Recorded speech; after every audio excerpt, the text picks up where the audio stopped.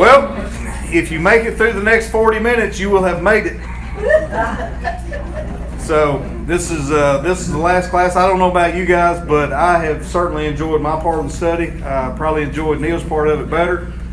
But this has definitely been interesting with minor New Testament characters. And as there's a lot of people who are just mentioned one time, two times, just in passing, and so there's a whole list that could go on. This study could go on for another quarter, and there's got to be something that you can learn from each one of those interactions.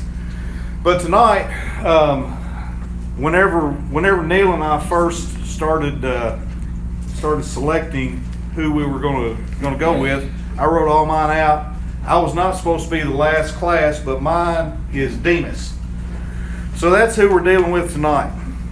I'm sure that you all are familiar with Demas, and you probably remember one thing about him, if I had to guess.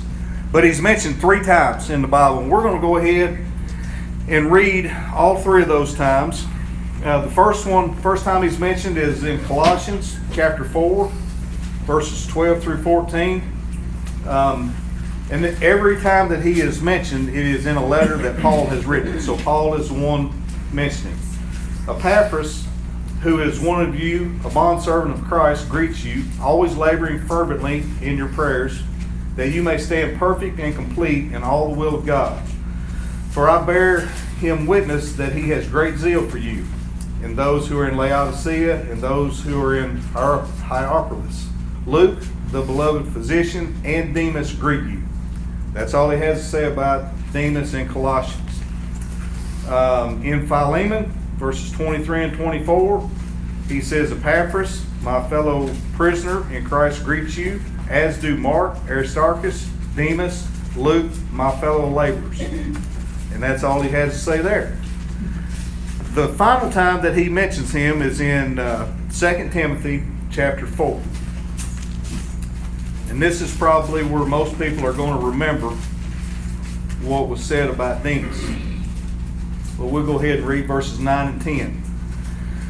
Paul is talking to Timothy, and he tells him, be diligent to come to me quickly, for Demas has forsaken me, having loved this present world, and has departed for Thessalonica. Crescens for Galatia, and Titus for Dalmatia. Only Luke is with me. Get Mark and bring him, for he is useful to me in ministry. Last week we talked about Mark. But in this part, this is where he is talking about Demas. So Paul wrote 4 letters they're called the prison epistles.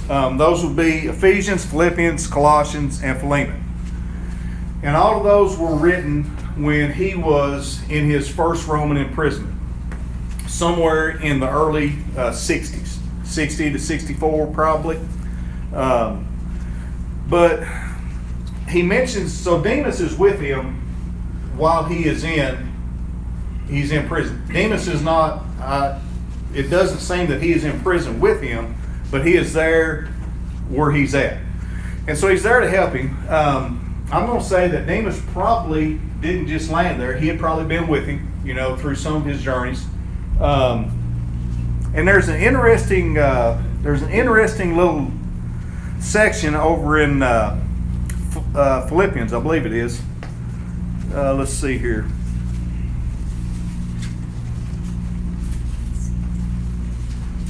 Yeah, in Philippians chapter 2. So all of these letters that Paul wrote were written to those churches about the same time. Now he doesn't mention Demas in Philippians, but he spent some time around him. He's been around him. And so in Philippians chapter 2, Paul is writing there to encourage the brethren at Philippi and tell them that he's sending Timothy. But I want to take note of verses 12 through 22. Just see what you think about that. Now keep in mind, Demas is also almost certainly has to be in Paul's presence when this letter is being written, even though Paul doesn't mention it.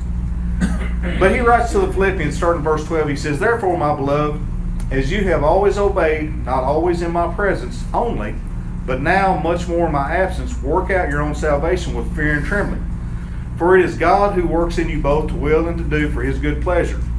Do all things without complaining and disputing, that you may become blameless and harmless children of God, without fault, in the midst of a crooked and perverse generation, among whom you shine as lights in the world, holding fast the word of life, so that I may rejoice in the day of Christ, that I have not run in vain or labored in vain.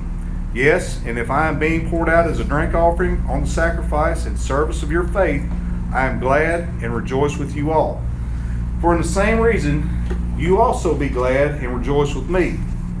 But I trust in the Lord Jesus to send Timothy to you shortly, that I also may be encouraged when I know your state. For I have no one like-minded who will sincerely care for your state.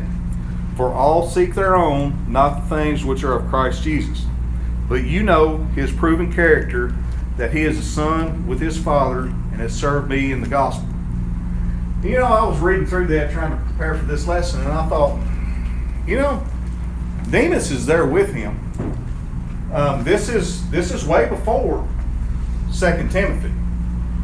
2 Timothy was written in the second, when Paul was in prison the second time, before he was about to be executed, and that's when Demas left him. So I wondered how Demas was acting around Paul early on, and maybe throughout all of the time that Paul thought. He didn't mention him here as being someone who would be counted on. You know, he says, what's he say? For all seek their own, not the things which are of Christ Jesus. For I have no one like-minded. You know, I just thought it interesting that Demas was there probably, but Paul doesn't count him maybe trustworthy to like he did Timothy. What's that say for us about how we interact? Does it grab anybody else differently than it does me, or is it just nothing? Am I looking for something that's not there? Now this is the time when y'all talk.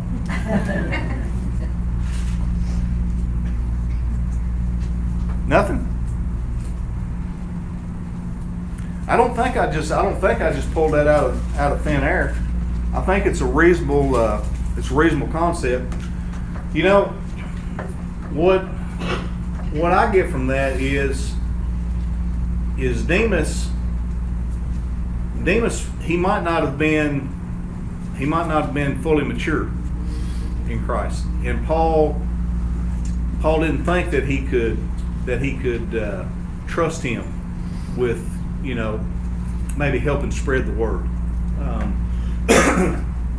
Do we ever find ourselves discounting someone that we, you know, maybe, I'm not saying Paul did this, I'm just saying, do we ever find ourselves thinking, well, you know, he's not been here very long. I mean, should we trust him? Or is that just, maybe I'm the only body that ever thought that? Y'all shaking your head. Somebody's got to want to talk. I think it's hard to trust people that you don't have a lot of experience with. Just, you know, but maybe not assuming that they're not capable. I just think there's probably a balance between allowing somebody to do something without having first proved themselves, but they never can prove themselves if they don't get the opportunity. So there's got to be some balance there. Different levels of, we have different levels of commitment, maybe at different times in our life. Yeah. Now, I mean, Paul was, I guess, arguably, after Jesus, he was probably the greatest preacher that we have recorded. I mean, clearly Jesus was the best teacher ever. But Paul probably is in second. And so, you know, I wondered, what was Demas's character? What was his attitude? Was he just along for the good times? Was he trying to learn? You know, it would seem reasonable that Paul would be trying to pull anybody along that he could. And so that kind of leads into what's the motive for following Christ? You know, what is our motive? Is it like it was whenever, you know, I was 14 and that's where all my friends was? Or is it personal to me and I want to grow and I want to be better? I don't know. I don't know what it seems, you know. Of course, we know the end of the story for Demas, or we don't know the end of the story. We know the end of what we're told. But have you ever known anybody that was just kind of along for the ride? Didn't want to be helped along? It's like the idea of being lukewarm, right? It's the You're idea of not on being- fire, but you're there in the camp, but you're not really Yeah. involved, kind of thing. Yeah. And so what's that get us? Spit out. Yeah, exactly. Yeah. Yeah. But those things are choices for us, right? Don't we get to choose how we take on Jesus? Do it? Does anybody choose that for us? You know, we probably do early on for our kids. You know, I'm sure y'all's kids. You know, my kids, they didn't have no choice. At my house, when I was growing up, you had two choices on Sunday: you're sick or you're in the hospital. That's it. No, you're at church or you're in the hospital. That's it. You know, if your nose is running, you're at church. You know, if you're sick enough that you don't need to be at church, it's because you're in the hospital. So I never was in the hospital, so that's usually where I was at on Sundays. That's just your options. But at some point, that's not good enough. You know, I've talked to a few times that I've taught the high school class. You know, we talk about at some point your faith has to become your own. You have to grow. You can't get to heaven on your mom and daddy's coattails. They're not gonna answer for you. You can't get to heaven because that's where your friends are going. You have to own it. It seems at least that Demas never really owned it. But what causes that? What causes lack of ownership? It's gonna be a long night. I got to be here the whole time. It could be life circumstances, right? Like things can be tough and doubt creeps in, or the opposite. Things are going so well that it's like, well, why do I really need to do this? Because things are perfect in my life. Yeah. Associations. You know, who we choose. You know, sometimes some things you can't choose. You know, like whenever I was working in town, I just worked around who I worked around. You know, that's just it. You know, I don't hire them, I don't fire them. That's just who you're working around. But for the most part, you know, most of the guys that I work with, while I liked most of them, we didn't have a lot of the same values. So, you know, when we weren't at work, that's just not who we hung out with. You know. But I know earlier in my life, you know, you want to fit in here, you want to fit in there. And so sometimes I was guilty of making bad choices about who I'm going to associate with. And that for sure affected, you know, my church life, my spiritual life. I didn't think about it a lot back then, but as I've gotten older and look back, you know, I had associations that, you know, I shouldn't have had, but it was based on circumstances that, you know, where I was working, who I was working around, and you want to feel connected and accepted in those circles. So sometimes those things can affect our spiritual life. But Demas doesn't seem to be that guy. Demas is around. He's around Paul. He's around Mark, Aristarchus. He's around all these guys who are foundations in the church, but for some reason it doesn't seem to take with him.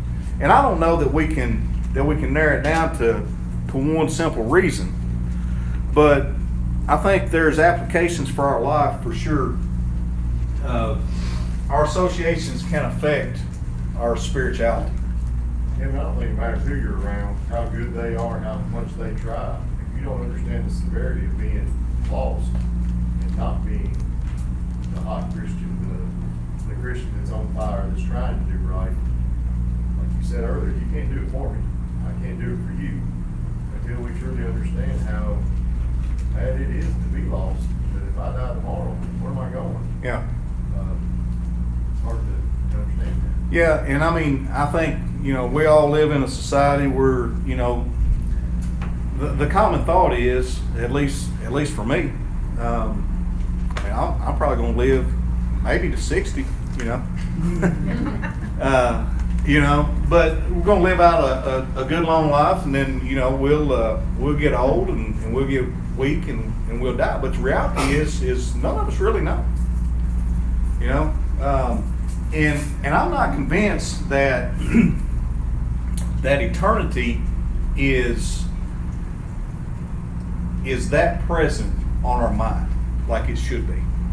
You know, I live my life. You know, I've got plans for October. You know, I've got plans for next year. I know full well that the Lord can come anytime. And I'm not saying don't make any plans. I'm just saying that sometimes I catch myself not really realizing that, you know, we're not guaranteed anything. And it's saying we do live in a society. It's not saying we do live in a society that promotes that. You know, we're all gonna, don't worry about tomorrow. Everything, it'll be fine. I was telling somebody a while back, we was talking about this kind of thing, and the idea of, you know, we never know. You never know what's gonna happen. I was telling them, I said, you know, there's a guy. This has been, I don't know, a month and a half ago, maybe 2 months. There was a guy going up I-65 one morning. I think it was on a Wednesday morning.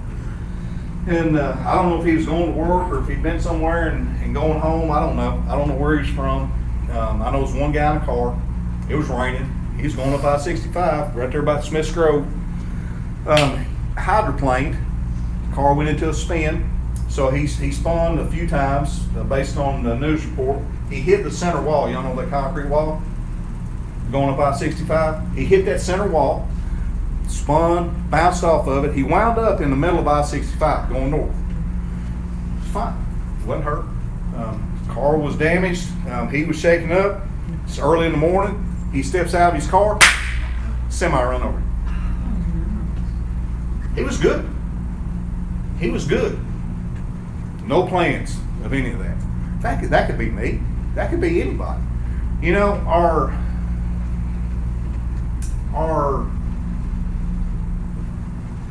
focus on eternity, we shouldn't walk around scared, but we certainly ought to walk around prepared. You know, for sure. Demas didn't have all the tools he needed to keep him solid. I don't know what it takes for anybody to tool wise to keep it solid, but I can tell you for me, Sundays and Wednesdays are pretty important for me. You know, this is all my friends are here. You know, I got people that I know that don't go to church here, but all my friends are here. This is where the people that I know are like-minded, trying to do the same things. I don't know about you all, but Demas was in good company, but it didn't seem to keep him from going the wrong way. Any questions? They won't ring the bell any earlier just because I get to talking. I think sometimes we don't want to put the time in it. The time, it takes time Sure.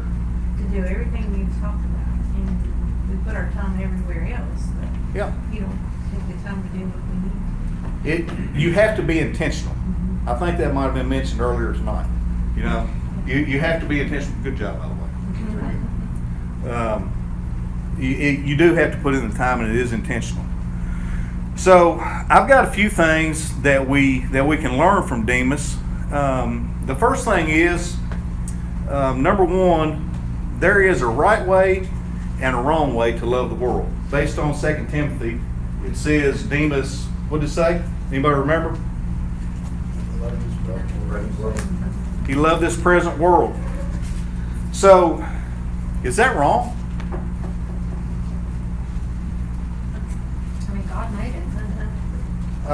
What John 3:16 say? So, Demas loved this present world. Where was he wrong? So there's a right way and a wrong way to love this world. You know, John 3:16, for God so loved the world that he gave his only begotten Son. That's the greatest love. Some other ways that's right to love the world. I'm gonna give these y'all, and y'all look them up. And Barrett, will you look up Matthew 5:13-16? Chris, 1 Timothy 4:12-16. Jeremy, Galatians 6:10. Derek, Colossians 4:5-6. These are some ways, some right ways to love the world. Barrett, what you got? You are the salt of the earth, the salt loses flavor, how shall it be seasoned? It is then good for nothing but to be thrown out and trampled underfoot by men. You are the light of the world. A city that is set on the hill cannot be hidden, nor do they light a lamp and put it under a basket, but on a lampstand, and it gives light to all who are in the house. Let your light so shine before men that they may see your good works and glorify your Father in heaven. We've got to love the world enough to be willing to help them not be lost. That's what we are. We're to be salt and light. That's one way that we are to love the world. Who's got 1 Timothy? Chris? 1 Timothy 4:12-16. Uh-huh. Let no one despise your youth, but be an example to the believers in word and conduct, in love and spirit and faith and purity. Till I come, give attention to reading, to exhortation, to doctrine. Do not neglect the gift that is in you, which was given to you by prophecy, with the laying on the hands of the eldership. Meditate on these things, give yourself entirely to them, that your progress may be evident to all. Take heed to yourself and to the doctrine. Continue in them, for in doing this you will save both yourself and those who hear you. See, Paul's talking to Timothy there. You know, first everybody's familiar with him, admonishing, don't let anybody despise your youth. But what's he say? What's he say towards the end, Chris? I believe about 16 maybe. Take heed to yourself and to the doctrine. Continue in them, for you'll save both yourself and those who hear you. See, as we continue, that should be pointed towards us as we continue to study and gain a deeper relationship with God. Then we should be able to help provide that same thing to anybody that we encounter. That's what he's encouraging Timothy to do as he's preaching. You know, make sure that you are encouraging people to come along and to grow. And I think that's what we're encouraged to do as well. Galatians 6:10. Therefore, as we have opportunity, let us do good to all, especially to those who are of the household of faith. But do good to all. You know, that's a way to love the world. Make sure that we're doing good to everybody. Colossians 4. Colossians 4:5-6. Mhm. Walk in wisdom toward those who are outside, redeeming the time. Let your speech always be with grace, seasoned with salt, that you may know how you ought to answer each one. See, we've got a warning there to walk the way we need to walk, right? So how are we gonna know how we need to walk if we're not in the Word?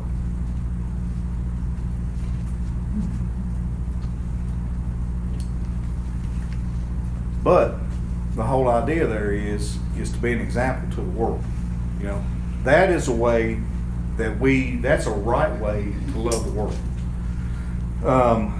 Some wrong ways to love the world. Who wants 1 John 2:15-17? Gary? Do not love the world or the things in the world. If anyone loves the world, It's almost like a mind reader. You had that just pulled up, didn't you? Did everybody hear that? Read that again, Gary. It says, do not love the world or the things in the world. If anyone loves the world, the love of the Father is not in him. That's the wrong way to love the world. That's what Demas had done. Apparently. Ephesians 5, 10, and 11. Who wants that?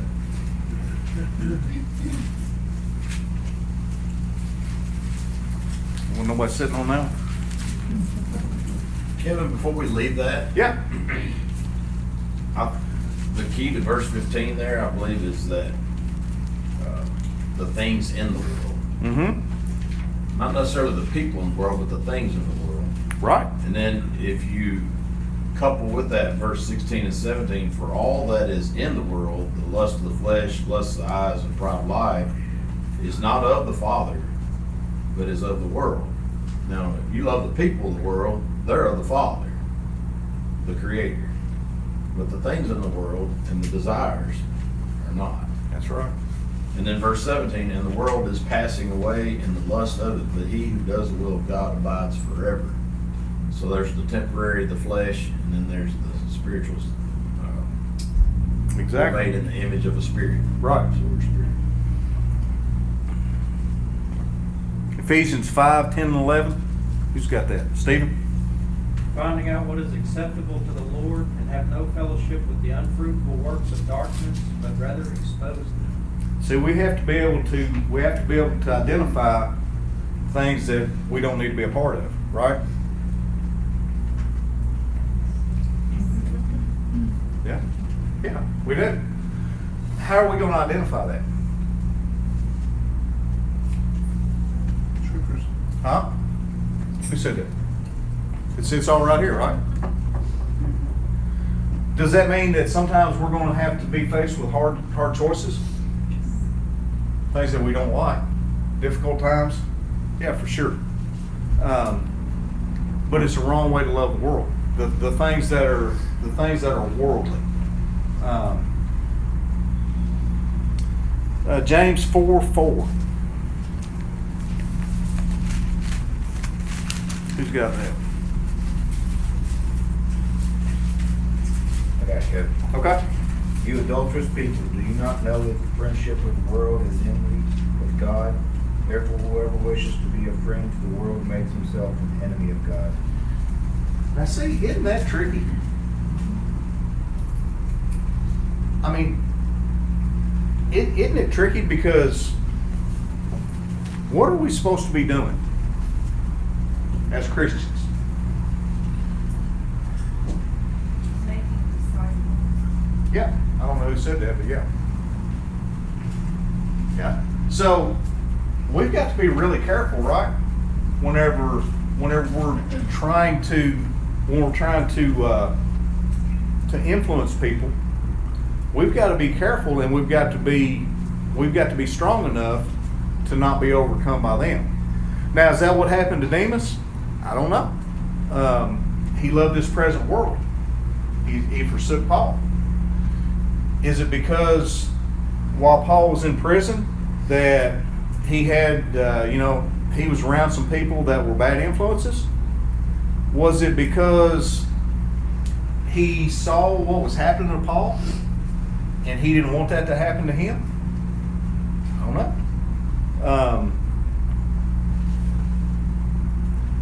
We have to be intentional with our Christianity. We also have to be careful to guard our relationships and how we pull people in to not be pulled back the other way. So what is that a lot of times called? Christian what?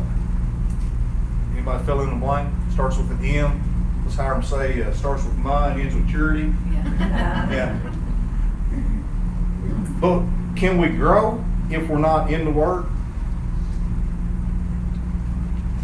I think we cultivate our desires by our discipline. So what do we train ourselves to do? Mm-hmm. If we are immersed in spiritual disciplines and we're practicing that every day, then eventually our desire is going to be, like is said in the Bible, to desire the sincere meat of the word and not just the shallow surface of milk. Yeah. And we also need to understand that if we're not pursuing those spiritual disciplines, we're going to be pursuing something. For sure. You know, all of us, I think, we all know a lot about something, right? I mean, surely. Something, right? So, I don't know, you know, I don't want to put people on the spot, but I know what a lot of people know a lot of stuff about in here. You know, I know Barrett knows a lot about building a house. You can ask him about almost anything about construction of a house, and he's probably going to be able to answer your question. Chris, he knows a lot about banking. You know, if you got a banking question, you know, he's your guy. Why is that? What they practice. Huh? That's what they practice. Right. Now, I'm not saying y'all don't practice anything else. I'm just saying that's your jobs. You know, we have to know our jobs. You know, you trust me. You can ask Daryl anything about HVAC, and he will over answer it for you because he knows it. He spent his life. You know, he knows it well. He knows about kilowatts and all kinds of stuff, right?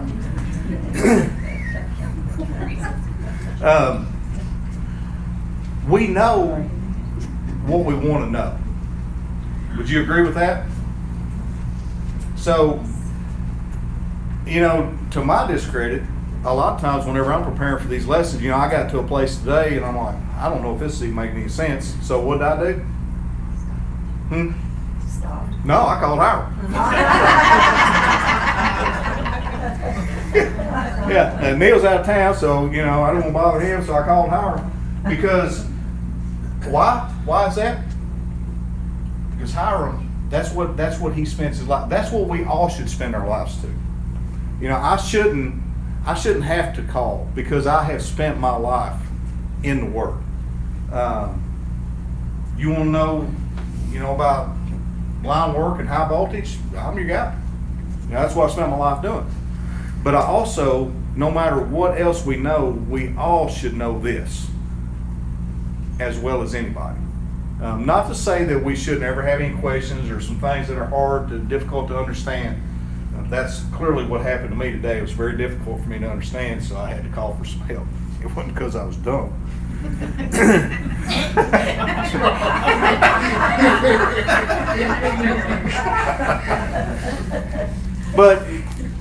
But we should. I don't know if Demas would have been a different outcome if he had, you know, when he's sitting around with Paul and Paul's teaching with people, you know, where's he at? Where's his mind at? Is he on the fringes? Is he over there playing on his abacus? You know, I mean, you know, what's he doing? What are we doing when things are going on? You know, when teaching is being done, where's our minds? Sometimes mine wanders.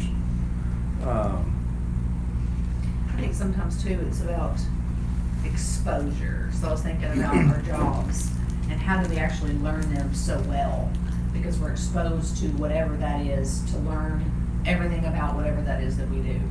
And of course it's unfortunate that we can't spend our 8 hours a day at church immersed in the Word, you know, or exposed to Christians all day long. You know, unfortunately we are exposed to people that are not Christians. Mm-hmm. But I was also thinking about, you know, the only way for us to learn is to dig into the Word, but I'm like, those teenagers or college kids or non-Christians, sometimes the only way they learn is exposure from other people Sure. in their lives.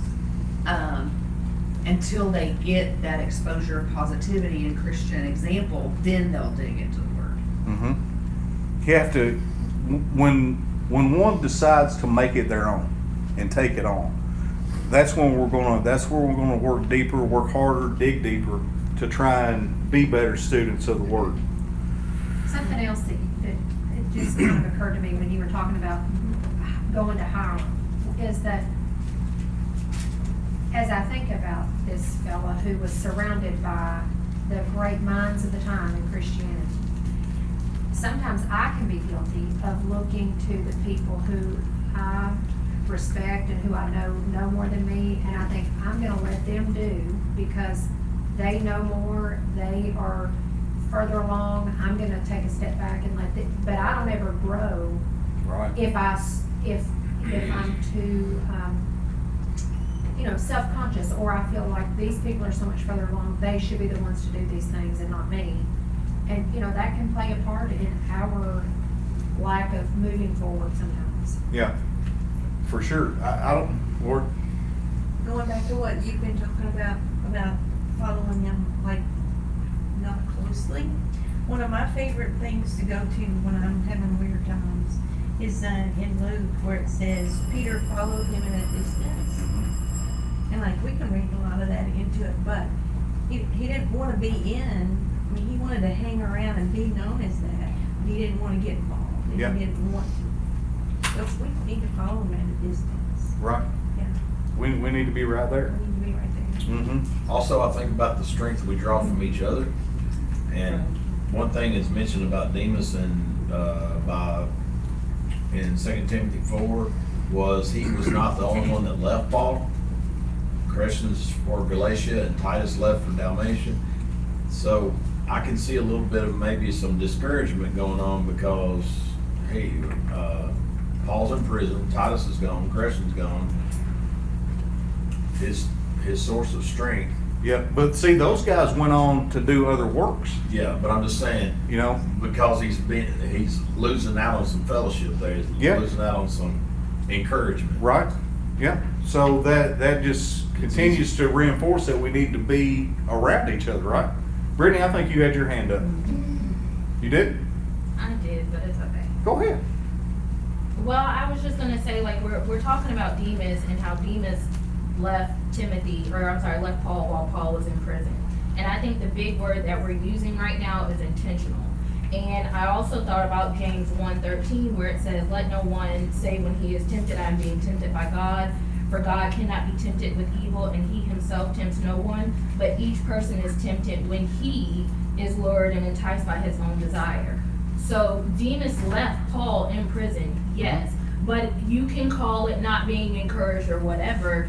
Demas left because there was something that Demas desired more For that sure. was not spiritually what he needed. That's right. And so, and ultimately, I think the other thing that we need to remember is, yes, Demas left Paul, but ultimately Demas walked away from God. For sure. And I think that's something that we should keep in mind. And so it's just like, we're talking about Demas, and Demas was surrounded by people. Maybe he had a great foundation, maybe he didn't. But at some point in his life, he came in contact with Christians.